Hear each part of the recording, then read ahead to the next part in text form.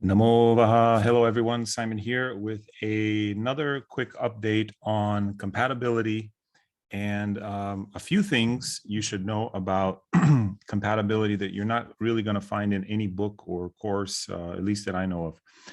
And let's get right into it. The first thing about compatibility secrets everybody should know is this is something actually I've taught before, which is when two people are in the same planetary period, it creates a kind of bond that is almost unexplainable. It's unexplainable by normal methods. So people will look at them and go, why are those two people together? Sometimes they don't even know why they're together, but somehow it works out. And in Vedic astrology, that's called the dasha, the sama dasha. Sama means same, where our word same comes from. Dasha means a period of time. And so the closer that those periods, the more tightly that they are aligned, and we're going to look at this in point number 2 in a second, the more powerful the compatibility. So even though other stuff may not go well, you know, he's a Hindu boy, she's a Muslim girl, you know, he likes cats, she likes dogs, whatever it is, their differences are. When they have some of the Shah, there seems to be some kind of simpatico, like you're riding the same bus together, and like it or not, you're sharing that space and you're that journey through life in a similar way. And that can overcome, that can kind of paste over a lot of otherwise difficult combinations. Now, of course, the better the overall compatibility is, the better the sum of the Shah will work, because you don't want to be stuck with someone on a bus that you absolutely hate. So this doesn't mean if you have a sum of the Shah with someone that the other rules don't apply. It just makes them work a little better. So if you're a Western astrologer or you're not sure how to apply this, simply there are free websites you can go to find your Vedic chart, look at what dasha you're running, then you could run that of your partner and see if the two of you are running the same period. Now, it's pretty rare. It's pretty rare to have them align exactly. So for example, if you're in a Saturn period, which is a 19-year-long cycle, someone else may also be in a Saturn period, and they might be right at the end of it and you might be starting. That's not great, because pretty soon, let's say you're at the end of it, you're going to start a different period while they still have, say, 18 years left. So that's going to create problems. So that's why you want to be like, you're 2 years into it and she's 3 years into it. So you're just about a year apart. That's fine. 2 years apart, that's fine. Up to about 3 to 3.5 years apart is pretty tight. Up to 5 years is okay. Once you start getting more than 5 years, pretty soon one of you is going to reach the end of the period, and there's going to be drama. Besides, there are other periods that are very short, like the sun period is only 6 years for the entire cycle. Venus is 20 years. So in a 6-year cycle, if you're 4 years apart, that doesn't really help, right? You want it as tight as possible. So how to find out? Go to a quality website or go see a Vedic astrologer. Many Western astrologers are also, using the dasha system as well. So you can do that. By the way, if there's some light here in my eyes, it's because I'm doing this at night, and I see this little light reflected in my glasses. It's not aliens, it's just 10 o'clock here. So that's tip number 1. Now, I have talked about this before, so this is not something brand new to everyone, but if you haven't seen those videos, there you go. One of the great compatibility, by the way, this is good for business partners. This is good for, anyone that you want to go on a journey together with. All right. The second tip for compatibility is when you have tight orbs. Now, what are tight orbs? It's not a misspelling of tight abs, although it's always good to take care of your abs, as Batman from the Lego movie reminds us. This is tight orbs. And what that means is, let's say your sun is conjunct your partner's Venus, or it's in the same sign. There's a difference if they're 20 degrees apart versus if they're 2 degrees apart or less, right? So one of the secrets of great, fantastic compatibility is you need to have at least one really nice tight orb for it to be a deal maker, okay? Now, by the same virtue, if you have a really tight negative influence, let's say your Saturn is on her sun, that's a divorce combination. Or technically, it's a separation combination, which means over the course of your relationship, you're likely to separate many times. And that often leads to divorce, unless you build it into your relationship. Like you travel a lot, she travels a lot, whatever, and that works for you. But let's say her Saturn or your Saturn is on her Venus or on her moon, and it's tight within 1 or 2 degrees. That's a deal breaker, okay? So a tight orb serves to bring people together or tear people apart, depending on whether it's a malefic influence or a benefic one. So in my compatibility protocol, which I think will be available soon on my site. I should actually put my site here because you cannot find this on Google. I have the most cryptic website ever. You can't see it on Google searches or anything else. It's decodingvedicwisdom.com. And I think sometimes when you do the search without the www, it pulls something else. So there it is, decodingvedicwisdom.com. So I think we'll have this course on here, but in the course called Compatibility Protocol, I cover all of this. And in that protocol, we give what I call a soulmate bonus. We give extra points in addition to whatever that combination is for a 1.5 degree or less combination. And this applies to the entire compatibility protocol, meaning anywhere there's an orb that's tighter than 1.5 degrees, it gets more points. It's more weight. It's more important. Even if it's a negative, like I said, if it's Saturn conjunct Moon or Venus or the ascendant or whatever, or if it's a positive one, if it's my sun conjunct your moon or my sun trine your moon, applies to the outer planets as well. My Uranus exactly trine your Venus. There's going to be something very sparkly there, right? Sparkly, sudden romance.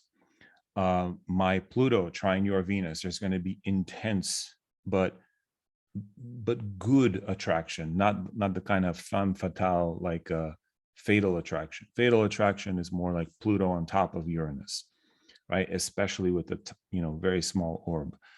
So each one of these planets has a particular flavor. Each one of these combos creates a particular flavor that will color you, that will influence your relationship, and whether or not you're able to digest that depends on the type of aspect. Like if it's a trine, it's going to be easy to digest. It's going to flow.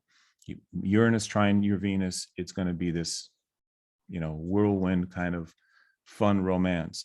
Pluto trine your Venus, a little more intense, but still fun. Pluto conjunct or Uranus conjunct, then it's going to be a little bit more difficult to digest, or square or opposing, and so forth. So the major point here is point number 2, tight orbs can make or break a relationship. All right. And some books will say, oh yeah, the orb needs to be under 5 degrees. Some will say it needs to be under 8 degrees, but they never tell you, look, the tighter the orb, the more of a deal breaker it is, or a deal maker. All right. So those two are about relationship charts, my chart compared to yours, charts between two people. The next two are about just your chart. This is irrespective of the other person. So point number 3 says that, let's say you live in whatever city you live in, you can overlay your horoscope on top of that city and go to the place indicated by each of the planets to get the result of that planet. What do I mean by that? Well, let's say you have Venus rising when you were born. So it was on the eastern horizon. So from the city center or town center, meaning wherever city hall is, wherever the local government is, right? Usually somewhere in the center of downtown of the city. From there, eastward is where you will experience Venus-like things if Venus is to the east in your chart. If Venus is setting in your chart, then you want to go west to align with Venus energy. So let me give you an example. This is, now you can do this for free. Go to astro.com, okay, and click on horoscopes, free horoscopes, and you're going to click to AstroClick local space. This is a wonderful service that they do for people. Okay, I've already done that. And here we are for some random person. This is a random chart. And they were born somewhere in England. And now you can see, you can actually, local space map actually extrapolates this for all over the world. So if this person wants to experience their Venus line, it's this green line here. So Iceland, look at this. Iceland will evoke Venusian qualities for this person's chart. Now, the thick green line here means this is where Venus is located. The thin green line is the opposite. It's not quite as strong, but it still carries some of the Venus flavor. So you want where the thick lines are. That's where, so for example, this thick brown line is Saturn. So should this person go to Tehran or anywhere along the Saturn line, they are likely to experience some Saturn qualities, right? Less so along the thinner brown line, but still they will experience it. All right. So this is called the local space map as applied to the globe. But what I'm talking about is the local space map applied to your city. Okay. Now I've tested this in limited practice, but it seems to work. It's a little, look, we need all the help we can get, right? And it's a little bit of a push, a little bit of a help. It's an interesting proposition. So let's say you and your friends are going out, right? And you have a choice between different clubs in town. And yet there's one on the northeast side, there's one on the northwest side, and there's one on the south side. If you know your chart, and let's say Saturn is in your 10th house. 10th house is which direction? South, for anybody living right in the northern hemisphere. So are you going to want to go to the one on the south side? Not unless you want to be the designated driver, the serious one, right? Your friends are getting all happy, they're getting, partnered up, and you're there going, well, this person probably doesn't have a job. Look at how they're dressed. I don't like his shoes. He does not seem like a good gentleman. Anyway, right? You're going to be Saturn, the old fart. But let's say the northwest or the northeast has your Jupiter line or has your Venus line. Let's say it's your Jupiter line. Then you're going to go there and have fun. You may go to the bathroom and you look down and somebody dropped a $20 bill. Oh, you just found some money. You may make good connections with jovial people who are Jupiterian, and so forth, right? So that's typically a good line. So you can custom tailor your experience even where you live in a city. So if you're a writer, go to the part of the city where your Mercury is. And the great thing about this is that we all have these lines in the city. You don't have to pay for them. You don't have to move very far. It's in your city or town, right? So starting from the center. So let me show you how this works in a chart. Okay, so what you have here is the North Indian chart. In fact, let me pull up both the North and the South Indian. And so how do you know which direction your planets are located? So in the North Indian chart is very easy because the ascendant is always east. Okay, the ascendant is always east. So this is east. Obviously, then this is west. This is south, and this is north. All right. So, for example, if you want to, and this is just a random chart. So, but in this chart, again, if you want to find love, if you want to find romance, go west, young man, or you west, young lady, right? Because your Venus, if this is your horoscope, is right to the west. By the way, look at this. Venus is exactly on the 7th cusp as I'm making this video. So seems appropriate. But what if you want to, I don't know, if you want to work with women, if you want to start a dairy business, let's say you want to start a dairy. Well, look where Moon is. So Moon is in the north. So you may want to go north of the city center. And this could extend out into the suburbs and into the farmland, right? But you want to go north. Let's say you want to become an MMA fighter and you're looking for a good place for your gym. Look at where your Mars is. So now Mars is kind of in between the west and the north. So it's somewhere in the northwest direction. Okay, now you can extrapolate this by getting the exact degree of the MC and the IC here and kind of extrapolate it. Or you can just go to where I showed you the local space map. You can go here, right? You can make a copy of this and then paste it over your city. Like go to Google Maps and just kind of paste it over your city. And then you can see exactly where the directions are, because this is based on north, south, right? All right. Let's go back here. Now, what happens if you go southwest? Well, now you're getting close to Saturn and Pluto, aren't you? So you got to be careful here. Unless you have a mortuary business or a tax accounting business or something dealing with antiques, then that'll be fine. This is a strong Saturn. It's in the natal 8th house. You're going to bring out those qualities in your chart. So for that, it'll be great. But if you want to start anything else, basically, you probably want to avoid this. Like, look at this. But Jupiter is also in the northwest. So now you get it doesn't take much to change between the Saturn energy and the Jupiter energy. So sometimes you have to be careful. And if you want to write books and be very, communicative, you can go here, which is kind of west-northwest or, thereabouts. So that's how you can see this from the chart. From the South Indian chart, it's a little more complex because the ascendant changes. Where east is flexible. And in the Western chart, the Western tropical chart, it's also very easy. I'm going to try to pull up something resembling a Western chart here.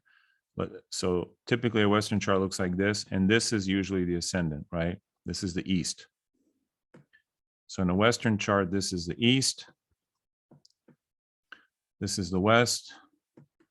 10th house is again the south, and this is the north.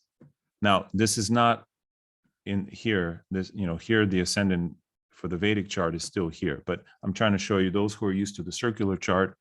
East is always to the left. West is to the east. Okay. All right. Any questions on that? Typically in class, I ask, are there any questions? But we're not in class. So if you have questions, put them in the chat below. All right. So that's one cool tip, local space map, and where to find love and more, right? Where to find money, where to find, right? Go to your Jupiter line, go to your Mercury line. Quick tip, hot tip, go if you want money. If you want money, go to where your yogi is. So find out who is your yogi planet. What's a yogi planet? In Vedic astrology, we have something called the yogi, which is a money giver. It has nothing to do with bending yourself into a pretzel shape. So in this case, the yogi is Mercury. So now if you want money, go in the direction of the planet Mercury. All right. There's also something called the yogi point, which in this case is at 19 Cancer. You can also go in that direction. All right.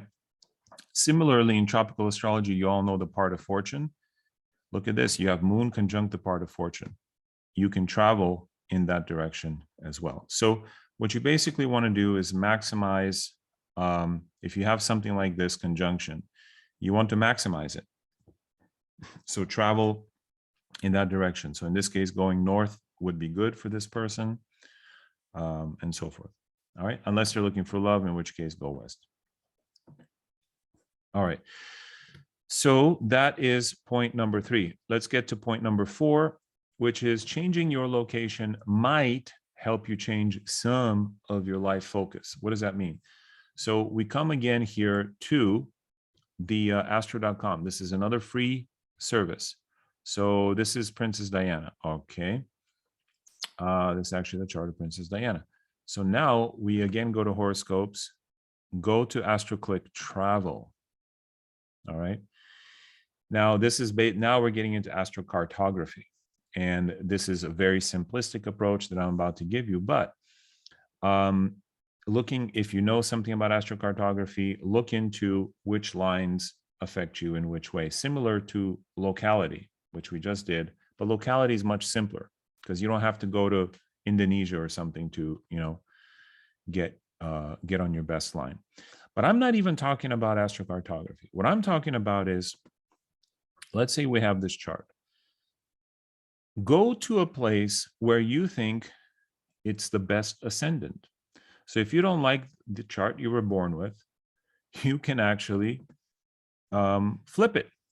So maybe you want to have Moon on the ascendant and you want to be popular. Now look at this chart. You have Moon in the ascendant, Venus in the fourth, which makes Venus very strong. It has directional strength. Fifth Lord in the fifth. Okay, maybe you like this chart.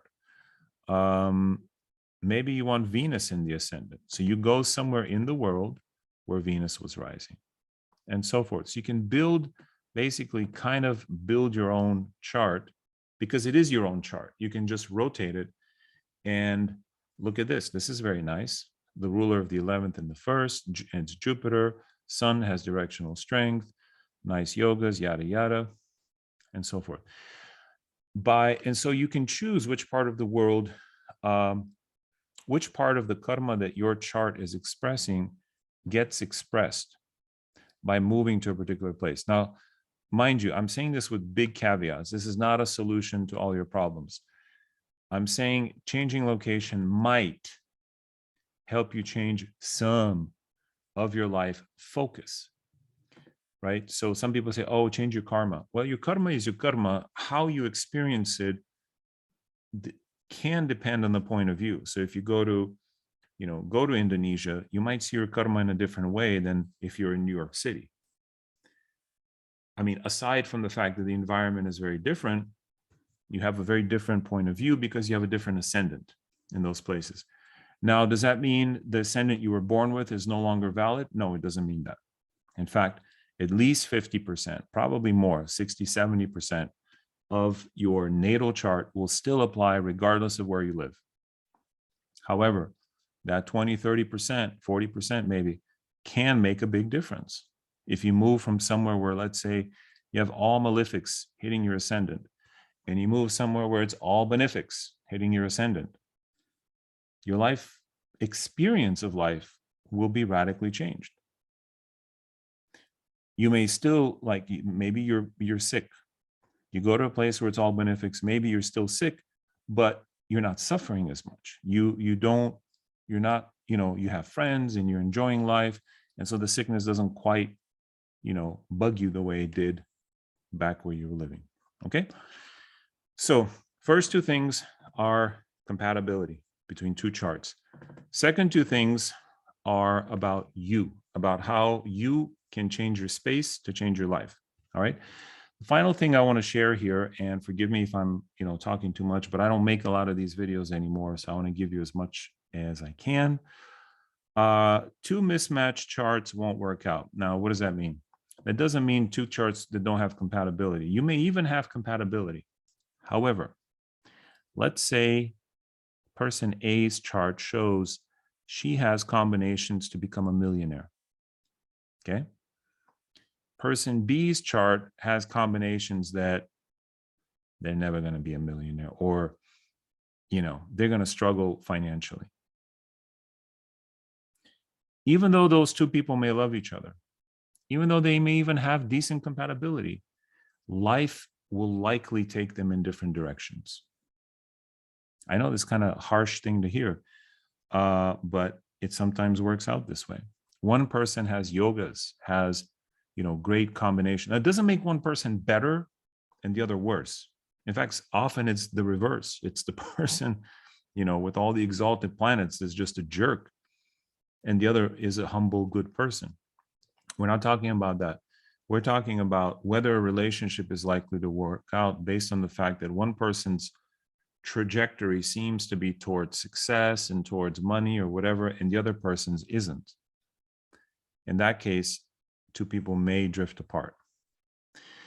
Another scenario where that is let's say one person's chart absolutely shows they're going to have many kids. They're going to have kids, and not just one, but many. And the other person's chart doesn't. Well, how is a relationship like that going to work out? Long term, I mean. You see, so you have to, when I say mismatched, I mean mismatched in terms of the karma each person is likely to experience. The karma, the life sort of the things that happen in their life that they're likely to experience. All right. So I don't want to end on this kind of negative note, but you can watch out for this. And this is the hardest to see. Like, how do you know if two charts are mismatched? How do you know it, but sometimes when you see it, you can say, hey, enjoy this relationship. I'll see you in a year and let's see if you're still together. And I've had people come back and go, I didn't believe you because we were so in love, but yeah, we broke up, 3 months ago. And now I'm, in a different stage of my life. And it happens. And usually the clients don't believe you, but, and it's a kind of a terrible thing to say to someone, but we only say it when they ask, right? You don't just volunteer this like, oh, you guys are going to break up. No, they have to ask you and say, hey, et cetera, et cetera. You get it, right? You don't offer information that may not be beneficial for the people. Only if they ask, hey, how is this relationship going to work out? I'm having some doubts. I'm having some questions. Are our charts aligned? Then you can give them your 2 cents. All right. So Samada Shah, powerful principle for keeping people together. Mismatched charts, a powerful principle for keeping people apart. And everything in between hopefully gives you some insights. If you don't have the Cosmic Insights app, I do want to put in a quick plug for that. And it's a wonderful resource. It's a really quick way to do compatibility between two charts. If you use my name, Simon, you get 20% off if you don't own this add-on with Cosmic Insights. And I run it, every relationship I see, I run it. And most of the time it seems to work very well. So I hope you can make use of it too, to find and keep love in your life. All right, everyone. Thank you so much. And we'll see you in the next one. Namaste.